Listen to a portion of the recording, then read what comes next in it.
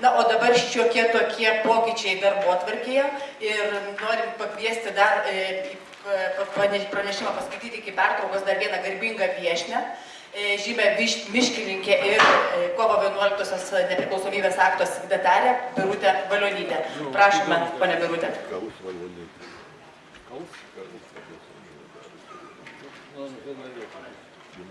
Visiems laba diena, sveikinu su miškasodžiu, atleiskit dėvinti žalias uniformas, bet mano pranešimas bus skirtas Seimo nariam. Todėl, kad nesirengiu kalbėti tuo leksiką, kurią jūs suprantate ir mes, ir mums nereikia vieną kitų agituoti. Taigi, truputėlį statistikos. Man gaila, kad mes atėjom miškų valstybinę tarnybą, plačiaja prasme, į šitą nesusikalbėjimo ir nesusivokimo tašką. O tai atėjom todėl, kad pirmiausiai nebuvo kalbamasi normaliai ir nebuvo normalaus kontakto tarp medžio apdirbimo įmonių ir generalinius miškų urėdijos ir aplinkos apsaugos ministerijos. Jeigu būtų veikusi ir sėkmingai veikusi ar taryba, ar koordinacinė komisija, kaip prie vyriausybės būdavo anksčiau, aš manau, kad mes rastume bendrą sprendimą. Tačiau yra taip, kaip yra. Dabar, ko visiškai pasigendu šitoje reformoje, vieno elementarus dalyko, kad į šitą klausimą yra žiūrima ir fondo grąža į biudžetą yra bandoma išieškoti ir yra kalbama apie miško ir miškų urėdijos fondo grąžą, kai tuo tarpu, mano galva, yra didžiausia klaida, nes turi būti šnekama apie viso miško komplekso fondo grąžą. Tai yra su medžio apdirbimo įmonė. Vadinasi, nagrinėti miškų ūkio kaip funkcijos atsiperkamumą negalima kalbėti atsiejamai nuo kitos didžiosios dalies medžio apdirbimo pramonės. Kur pinigai slypi ir kur didesnis resursas yra visiškai aišku ir akivaizdu, plėtojant ir gilinant medžio apdirbimą Lietuvoje. 30%, aš šiandieną nutrūkusi truputį nuo informacijos, Skiedra turbūt 1% ar 2 padidino, bet aš drįstu teikti, kad dar priaugo miškų, tai turbūt 30% liko, grubiai kalbant. Medienos pūna Lietuvos miškiai, tenai niekam nereikalinga ir jinai neduoda jokio efekto. Ir jokia vadybos naujoji struktūra apie tai nekalba, o kalba apie tai, kaip iš miško reikia paimti ir paskutinius miškininkus išvyti iš miško. Ten jau tiek žmonių mažai liko, kad aš nežinau, kaip gali tas normaliai dirbantis žmogus Girninkijoje atlikti sąžiningai ir dorai savo funkcijas. Atleiskite už toną, bet šiandien lygiadienis, kelsime vėliavą žemės ir sveikinu su miškasodžio pradžia.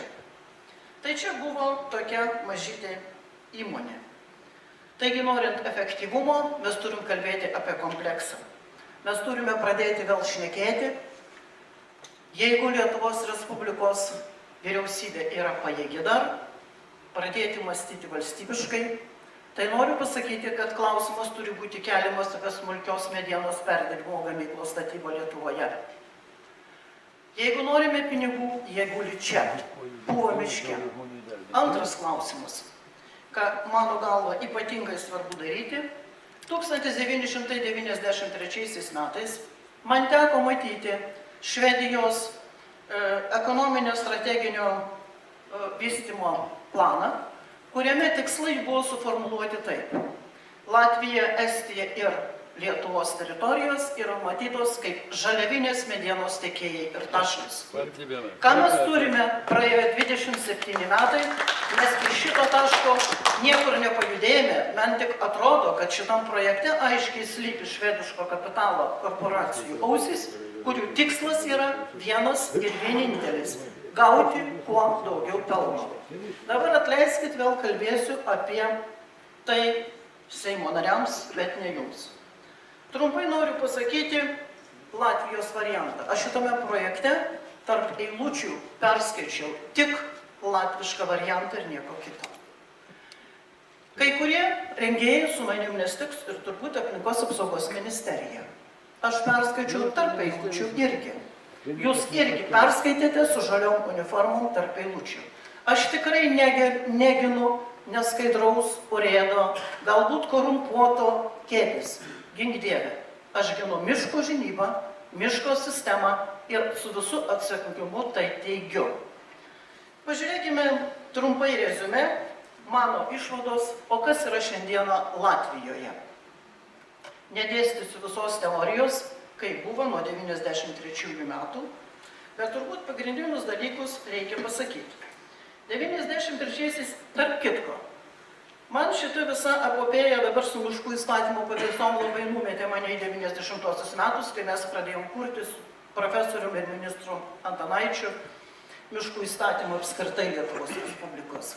Kiek buvo diskusijų, kiek buvo ginčų, ypač su medžioklė, kaip šita medžioklė buvo ten visai ištraukiama ir norima parodyti ir pagrindinė kova buvo. Ir aš stebiuosi vienu dalyku. Tuomet buvo bandoma susitarti ir įvyko vieniems kitus išgirsti. Aš tikiuosi, kad šį kartą irgi pavyks. Taigi, mano galva, kas yra Latvijoje? Latvijos miškus valstybinius valdo viena akcinė bendrovė Latvijos miškai. Ji nėra miškė šeimininkė. Miškuose šeimininkauja privatus kapitalas, kirtimui biržės rėžia, kerta, iki miško sandėlio traukia, iš miško medieną parduoda, išveža, apskaito medieną, atkuria, jaunurynus ugdo, visas kitas funkcijas atlieka privatus kapitalas verslininkai. Latvijos valstybinės miškų įmonės vienas rūpestis. Kuo daugiau gauti pinigų. Šiandien jų daugiau nori valstybė, jos įmonė ir verslininkai susiję su mišku. Lyg ir logiška. Latvijos miškai virto pinigų šaltiniu. Latvijos vyriausybė padidino kirtimo metinės normas 2008 metais, kurios iki šios dienos nėra sumažintos, beveik truputį sumažėjo. Tačiau, išgirskite politikai, laukiamų pinigų į Latvijos biudžetą neįplaukė. Lygmuo liko iki 2008 beveik 2009 metų. Ką tai reiškia? Tai reiškia, kad kontrolės sistema yra visiškai neefektyvi Latvijoje. Jeigu Latvijoje kontrolierius gali nuvažiuoti ir turi benzino 600 ar 1000 km per mėnesį, tai apie ką mes kalbame, apie kokią kontrolę? Latvijos didžiausias turtas nėra efektyviai naudojamas ir tausojamas, ko pasiekoje 2010 metais Latvijai atimtas tarptautinis tvaraus miško ištekliaus naudojimo sertifikatas. Taigi, Latvijoje beatodairiškas pinigų siekimas iš miško pažeidė iš gamtos išteklio kaip miško tvaraus naudojimo principą. Dabar apie Lietuvos miškus. Aš ačiū Albinui Deberai, kad jis pasakė, kokia Lietuvoje yra padėtis. Ir Mokslinio tyrimo instituto BIK atstovai nori pasakyti. Miškų urėdijos ekonominių finansinių rodiklių niekaip negalima lyginti su energetikos ar kokios nors kelių priežiūros tarnybos įmonės finansiniais rodikliais. Todėl, kad miškų žinyboje yra labai aiški specifika. Reikia lyginti rodiklius su mūsų kaimininių šalių, jeigu norite, Europos rodikliais, kur tie patys skaičiai yra apskaičiuojami tokiu pati principu. Tik šitokiu būdu galima lyginti. Negalima lyginti fondo grąžos energetikos įmonės, kiek gavo nuo kapitalo ir miškų. Tai visiškas nonsensas. Aš noriu pasakyti vieną dalyką. Šiandieną miškų žinyboje yra miško kompleksas ir yra savifinansavimo principas. Grubiai, miško atkūrimas, apsauga, apskaita, priežiūra ir tvarkymas, kitu atveju, jeigu būtų atskirta, turėtų būti finansuojama iš valstybės biudžeto. Dabar noriu pasakyti 3 skaičius, kuriuos labai noriu, kad politikai išgirstų. Ką Albinas Debera jau pasakė. Urėdijos per metus sumoka 15-16 metais panašų skaičiai buvo 68 milijonus mokesčių į valstybės biudžetą. Iš viso jų pajamos siekia 158 milijonus. Miško atkūrimui, apsaugai, tvarkymui, priežiūrai iš tų pačių gautų pajamų urėdijos išleido dar 58 milijonus, beveik 7. Galutinis mano variantas, ką Albinas Stebėra pasakė, aš čia suskaičiavau, kad man išėjo 80%, nes aš truputį sueinamaisiais kirtimais nesąžiningai pasielgiau, neatmečiau kai ko. Tegu būna 3% paklaida, aš manau, kad docentas Albinas Stebėra tiksliai suskaičiavo, nes aš nesivarginau. 77% grįžta į biudžetą. Parodykit man Lietuvoje nors vieną Lietuvos valstybės įmonę, kurios fondo grąža yra 77%. Atleiskit, aš tokių nežinau. Dabar ką daryti? Taigi, ką daryti ir ką aš manau, kad reikia daryti? Pirmiausia, aplinkos apsaugos parengta ekonominė programa neturi jokio ekonominio pagrindimo. Nei politiškai, nei strategiškai. Jinai sugriauna per amžius nusistovėjusią ūkininkavimo sistemą miške ir mano atveju atrodo, kad tai yra visiškai klaidingas dalykas. Apskritai turiu pasakyti politikams štai kokį dalyką. Mane taip mokino ir aš manau, kad niekas nepasikeitė apie ūkininkavimo būdą miške. Jį riboja ir reglamentuoja 3 dalykai. Miško nuosavybės forma, gyventojų tankis ir reglamentuoja geografinės gamtinės sąlygos. Latvijos variantas tai yra niekas kitas, kaip negyvenamai vietoviai, sunkiai pasiekiamos teritorijos, taigos arba, nesvarbu, kur jinai yra, Sibire, ar Kanadoje, ar Švedijoje, būdas ir modelis. Ar mes Lietuvą jau norime padaryti tokią? Aš manau, kad ne. Šitame projekte akivaizdžiai, kad turės ištirpti teritorinio pagrindų ūkininkavimo metodas, bus paverčiamas į visiškai kitą metodą. Į ūkininkavimą priklausomai nuo kelio. Kada nusitėsiu kelio, sukoncentravau kirtimus, keliauju kitą kelią, tiesiu ir toliau. Jūsų žiniai šiandieną, gerbiami politikai, Latvijoje nėra nei girininkijų, nei eiguvų, nei urėdijų, nei miškūkių. Yra šiaurės vakarų regionas, miško ir rytų vakarų regionas. Ar mes pasiryžę atsisakyti Lietuvoje nuo Lenkijos, nuo Vytauto didžiojo laikų žinomos girininkijos, kurios iki šiandien yra išsaugotos tose pačiose teritorijose? Tai istoriniai motyvai. Dabar dar EPBO organizacijos reikalavimą. Jinai turi vieną pagrindinį reikalavimą. Nuo valstybės įmonių atskirti politikų kišimąsi. Čia yra šventa tiesa. Visa kita yra išsigalvojimai. Gerbėmieji, tą ir darykime. Jeigu mes dabar aplinkos apsaugos ministerijai suteiksime ir savininko funkcijas, ir kitus akivaizdus interesų konfliktus, ir mano galva korupcija nemažina, o tik padidina ir nupigina karterinių susitarimų variantus ir atvejus. Kas toliau pasidaro? Toliau pasidaro kitas dalykas. Atseit vienos įmonės, atseit skaidrinimas, nupigins medienos kainą, tai reiškia, urėdijų pajamos mažėja, atskaitimai į biudžetą taipogi. Ko mes siekime, nes privalomieji darbai tvarkingai patvirtinti ir juos privalės urėdijos vykdyti.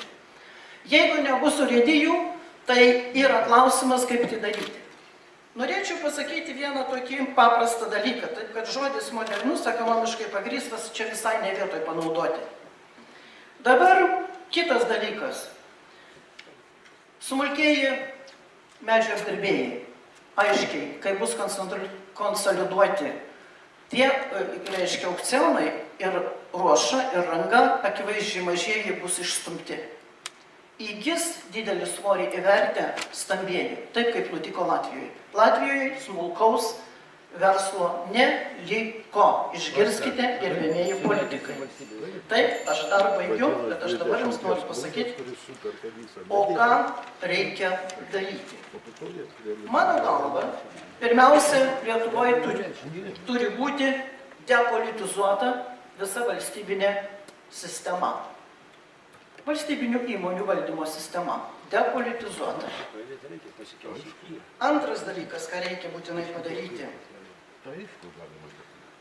Lietuvos Respublikos, mano galva, Seimas turi pareigoti vyriausybę parengti antikorupcinę programą miškų sektorija, kuriame turi būti numatyta sustiprinti ūkininkavimo valstybiniuose miškuose kontrolę, įdarbinant nors 3 miškininkus valstybės audito įstaigoje ir viešųjų pirkimų įstaigoje, tam, kad kontrolė būtų profesionali, sustiprinti STT ir prokuratūros veiklą tyriant piktnaudžiavimo atvejus.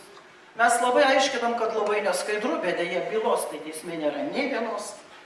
Pagerinti, sustiprinti valstybiniai miškų tarnybai priklausančios kontrolės skyrių, vidaus auditą sugriežtinti, peržiūrėti generalinės miškų urėdijos valdymą. Mes turime sistemą beveik atitinkančią Lenkiją. Kodėl mes žiūrime, ką veikia švedai? Kodėl mes nepasižiūrime, ką veikia kiti mūsų kaimynai, lenkai ir vokiečiai?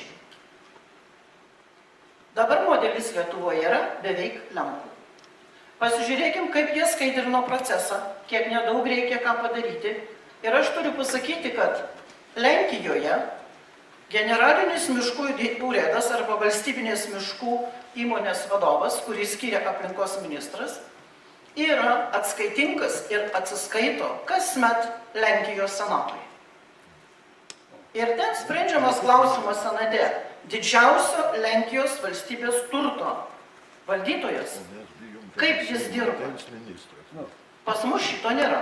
Aš manau, reikėtų padaryti. Prie generalinės urėdijos tikrai reikia įkurti valdybą. Manau, kad valdybos galima įkurti baigiu prie visų urėdijų ir tai procesą tikrai smarkiai užskaidrintų. Tikrai miškininkas dirbantis valstybiniai tarnybai negali turėti privataus verslo susijusiu miško mediena. Taigi, tas, kas prastūmė šitą reformą iki Seimo, mano galva, turėtų susidomėti Valstybės saugumo departamentas. Todėl, kad tai yra sistemos griovimas, tai yra neskaidrinimo procesas, o darymas dar neskaidriau. Ir aš labai palinkėčiau valstiečių ir ypač su pavadinimu žaliųjų partijai susimastyti vienu dalyku. Aš suprantu, kad jūs pastatė prieš faktą. Kažkas labai profesionaliai. Linkiu aš jums vieno dalyko. Pagalvoti, išgirsti, reiškia ne tik miškininkus, ne tik urėdus, bet ir kitus. Todėl, kad diskusijos negali neįvykti, nes valstybinio turto, didžiausio Lietuvos turto miško ateitis priklauso ne tik šiandieną, bet jis turi būti nesugriaunamas. Taigi viskas yra galvose mūsų ir aš manau, kad Seimas priims labai protingą sprendimą. Diskusijų yra. Aš matau tiesiog, kad reikia dar vieno alternatyvo projekto, kurį aš įsipareigoju per šitą... Vėluojame į žemės bylos minėjimą. Pabaigiau. Ačiū Jums labai už tokį įrašytą pranešimą. Tai manau, kad mūsų kaip politikų dabar užduotis, aišku, girdėti saugiklius, kad nenueitume privatizavimo keliu. Na, o dabar perduodu žodį Kęstučiui Mažeikai, jisai pakvies į žemės minėjimo ceremoniją. Mėly kolegos, noriu tik pasakyti savo leidimus, kuriuos turit, nes paskui reikės grįžti atgal į šią salę. Ir visus kviečiu į žemės vėliavos kėlimo ceremoniją Nepriklausomybės aikštėje. Ir susirenkam čia 12:30 ir tęsime konferenciją. Labai dar norėčiau papildyti, kad laiku sugrįžtume 12:30, nes tas kolega Juozas Olekas taip pat irgi labai trumpai, nes laikas mūsų užsitęsė. Gerbėmėjai čia susirinkusiai brangūs miškininkai. Pirmiausiai trumpai pristatysiu, kodėl aš taip veržiuosi. Ne tik Leonardas Kairiūkštas yra akademikas, bet ir aš esu akademikas, bet ne dėl to. Todėl, kad negaliu nekalbėti, nes esu buvusi ilgamečio miškininkų vadovo Algirdo Matulionio sūnus. Manau, liūdnai kalbant, kad jis dabar vartosi karste.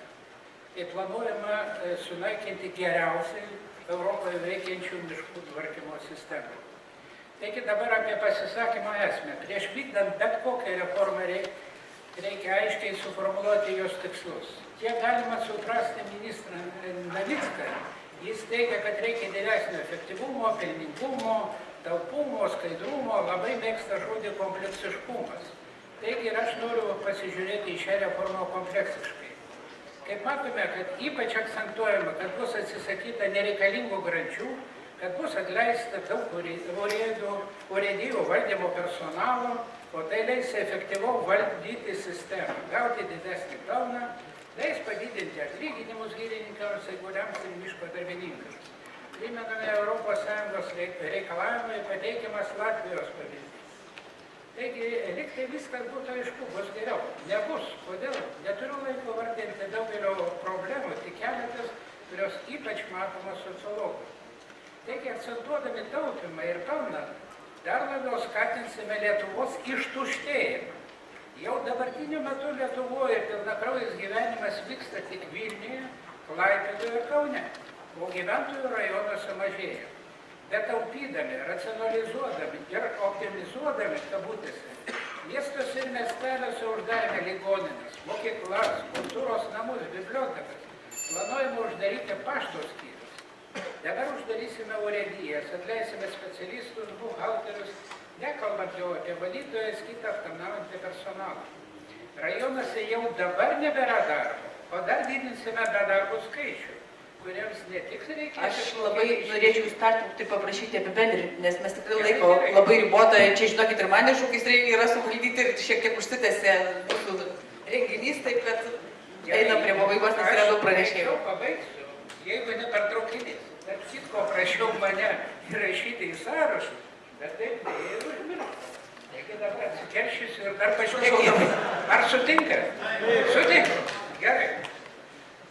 O kas blogiausia, kad tokios greunančios reformos išstumė iš kaimo mažų miestelių, o dabar jau iš rajonų centrų inteligentiją. Paskui jau traukia ir kiti žmonės, ypač jaunimas. Blogiausia, kad ne tik į Vilnių, Klaipėdą ar Kauną, bet išvaro iš Lietuvos. Nesakau, kad miškininkystėje nieko nereikia keisti. Miškininkai patys nori permainų. Bet negaliu pritarti nuostatai, kad reformą galima atsieti nuo socialinių pasiekmių prognozavimo. Taigi tokių reformų pelnas apkarsta, kai užmirštamas žmogus. Beje, niekaip negaliu atsistebėti, kodėl nepriklausomai Lietuvoje vėl norima grįžti prie sovietiniais laikais dominavusios centralizacijos, centras geriau išmano. Labai trumpai dėl vieno ministro prasitarimo, kad vykdant reformą bus galima didesnį dėmesį skirti aplinkosaugai. Jėla lenda iš maišo, kas miške svarbesnis, miškininkas ar aplinkosaugininkas. Dirbtina problema, miško šeimininkas yra miškininkas. Jis dešimtmečius miško ūkdo tiek sodindamas, tiek kirsdamas. Nuo miškininko darbų sėkmės priklauso ir aplinkosaugininkų sėkmė. Beje, patys girininkai ir eiguliai miške tvarko kelius, įrengia poilsio aikšteles, net ir šiukšlės valo. Na ir pabaigai. Negaliu atleisti tiems, kurie įžeidžia miškininkus, ypač urėdus, išvadindami jos vagimis, kyšininkais, karliukais, medžiotojų mafija ir dar visokiai. Miškininkai yra viena garbingiausių profesijų. Kas 1840 metų Lietuvos Respublikos kaime sudarė inteligentijos branduolį? Kunigas, mokytojas ir girininkas. Neprarado miškininkai savo orumo ir tarybiniais laikais. O dabar ministras įsitarė, kad miškininkai yra organizuočiausia armija. Taigi pritarė, kad miškininkai yra organizuoti ir garbingi. Žulikų dėja yra visose profesijose ir institucijose. Kodėl? Todėl, kad kuo daugiau pavogė, tuo lengviau įsisuka. Pasodintų kalėjimą realiai Masiulius, Kėvišus, taigi bijotų. Tai reikėtų personaliai atsakyti už reformų prastas pasiekmes, matyt, tokie buldozeriai pagalvotų geriau. Taigi tikiuosi, kad vyriausybė, tiek Seimas, neužsispirs, nes užsispyrimas bukas. Brazauską irgi galima buvo įtikinti, buvo Brazausko patarėjai, jeigu jis įsitikindavo teisumą. Ir reforma taps kurianti. Todėl labai gerai išdėstė visus svarbius dalykus, o ne griaunant. Ačiū. Girininkai yra, buvo ir bus. Ačiū labai už tą žodį ir kad reforma kurianti, bet negriaunanti.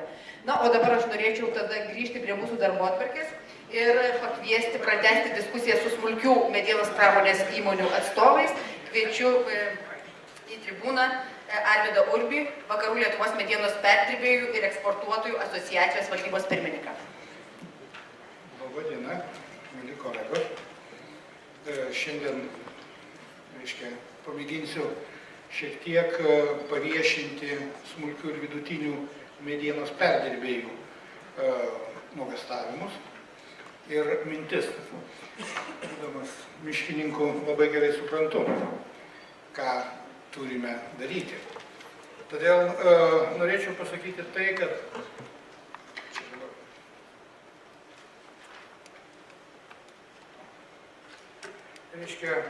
kaip iš tikrųjų ne tik tai miškininkai, bet ir su miško ištekliais mediena susietų žmonių matymas, kas yra miškas, su kuo mes turime. Ir tai, kad pirmiausiai yra suvokiama, kad miškas tai gyvosios gamtos bendrija, kuri sudaro sąlygas žmogui gyventi. Miško reikšmė yra tikrai labai svarbi. Tai ir teritorijoje, bei joje gyvenančių žmonių identitetą formuojantis kraštovaizdžio elementas. Tai erdvė bei išteklius visaverčiam žmogaus fizinių ir dvasinių jėgų atstatymui erdvė. Miškas kaip gyvosios gamtos buveinė, viena iš pagrindinių pozicijų, kurią mes visi labai gerai suprantam, nes išnaikinus miškus, mūsų gyvenimo kokybė būtų labai prasta. Ir tai supranta pramonė. Ir šiuo atveju niekada nepriimsiu tos pozicijos, kad pramonė nori miškus iškirsti. Melas. Tad žiūrint iš ekologinės funkcijos, žmogus miške pageidaujamas tik kaip gamtos dalis. Todėl kiek mes esam reikalingi tavo ekologinė prasme miškui. Bet kas bebūtų, yra didelis klausimas. Miškas kaip estetinė vertė, tavo socialinė prasme, sakysim, kaip mums suteikianti gerą gyvenimo aplinką, taip pat yra labai svarbus elementas, be kurio negyvena niekas. Ir jeigu paprastai šnekant, kad pramonėje dirba ir su medienos pramonė susietose srityse dirba apie 80 000 darbuotojų, ko gero jie taip pat nori ir tos aplinkos, kurioje galėtų gyventi. Taip kad vėl netiesa, kad pramonė nori sunaikinti miškus. Ir ko gero pagrindinis ginčas, dėl ko iš esmės mes šnekam ir dėl ko tikrai gerbiam miškininkus, tai kad miškas yra medienos išteklius, kurio kokybiško, gero, padaraus, be miškininko darbo nepaimtumėm ir jūs jo nepateiktumėt. Turėdami, kad be jūsų nebūtų pateikta mediena, toliau perdirbti, sutvarkyti, na ir gauti, ko gero, pačią didžiausią pridėtinę vertę, kuri eitų tautos labui.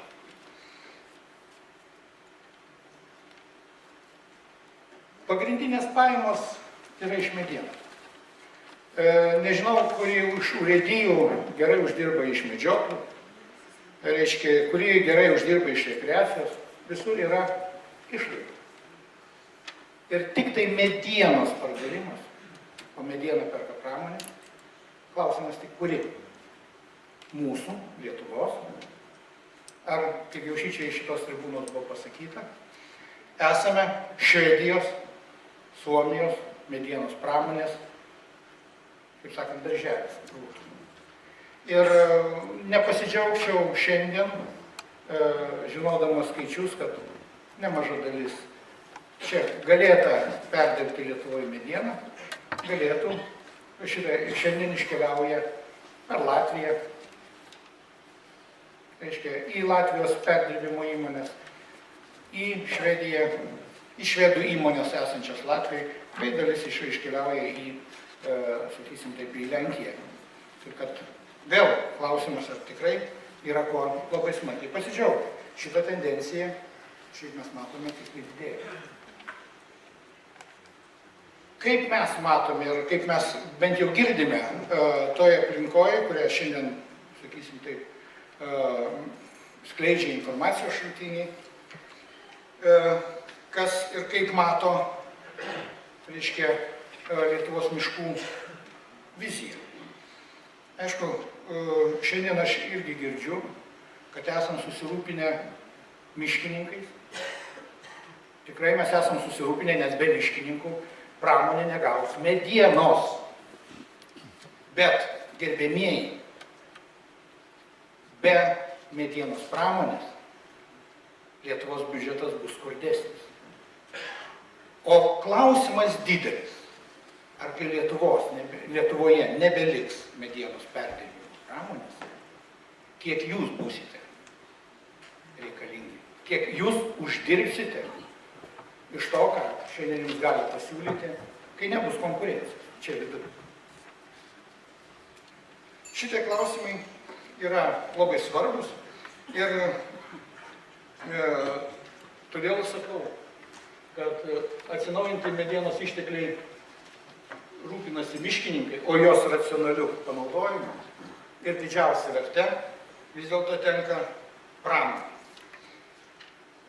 Su nerimu stebime vykstančias diskusijas, tikrai su nerimu. Nes nerima kelia daug neaiškumų, kurių mes nežinome. Iš tikrųjų galiu pasakyti, kad kad pramonė yra vieningo miškų ūkio dalis. Šitą mūsų tikslas yra apsirūpinti tinkamą ir kokybišką medieną iš čia. Nes niekas kitas mums jos iš kitur šiandien įsigyti mes nelabai galime. Turim galimybių kažkur tai kažką tai dar dasipirkti, bet nenaudoti savo būtų nusikaltimas. Ir kadangi pamėginau čia, kaip sakant, paminėti, galiu tiek pasakyti, kad iš tikrųjų smulkių ir vidutinių įmonių vadovai labai pergyvena dėl šitos reformos. Pergyvena todėl, kad nežino, ar bus garantuota pateikta šitą medieną, ar bus galimybė įsigyti, kaip jinai bus parduodama. Ir galiu tiek pasakyti, kad šiandien viena įmonė sustabdė vienos gamyklos statybą Lietuvoje, medienos perdirbė šitą medienos gaminių gamyklą. Dvi įmonės atsisakė šiandien vystyti savo pajėgumus, kadangi, sakysim taip, nežino, ar bus ir kaip jie bus aprūpinti žaliavinė mediena. Todėl, sakysim taip, esama šiandieninė AMEP sistema tikrai yra gera. Tikrai labai džiaugiuosi, kad teko pačiam sudalyvauti diskutuojant apie šitos sistemos tobulinimą, gerinimą. Ir šiandien matau, kad yra ką pagerinti. Tikrai yra. Tačiau tai turėtų būti konstruktyvus,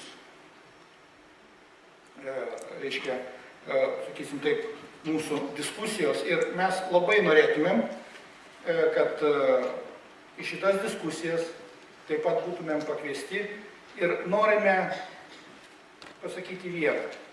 Kaip jūs susitvarkysite savo valdymą, kaip jūs padarysite savo, kaip sakant, veiklos optimizavimą, yra jūsų veikla. Pramonė šičia mažiausiai nori kištis. Pramonė nori būti garantuota, aprūpinta žaliava. Tai aš manau, kad mes sėdime viename laivelyje ir nereikėtų sakyti, kad pramonė yra jūsų žudikas. Be jūsų nėra pramonės, be pramonės klausimas, kiek jūs būsite reikalingi. Tai gal, sakysim taip, čia Kadangi, kaip sakant, aš manau, kad skaidrės bus perteiktos ir bus viešai, tai todėl aš manau, kad dar diskusijų metu bus galima išsakyti kai kurias ir kitas papildomas. Dėkojame už pranešimą, skaidrės tikrai bus persiųstos, na, o diskusijas mes pakviesime jums ir šiandieną dar galėsite prisijungti prie diskusijų. Na, o dabar